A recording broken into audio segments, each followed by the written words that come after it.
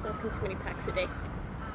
So this crow, the sound of crows in Japan versus the sound back at home. Let's see if we can catch one.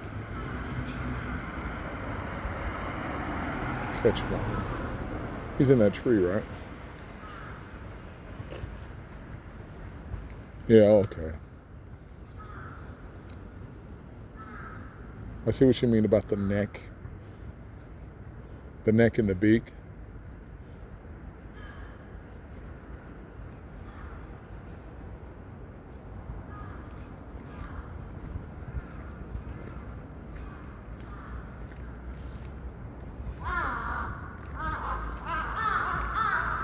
Yeah, perfect.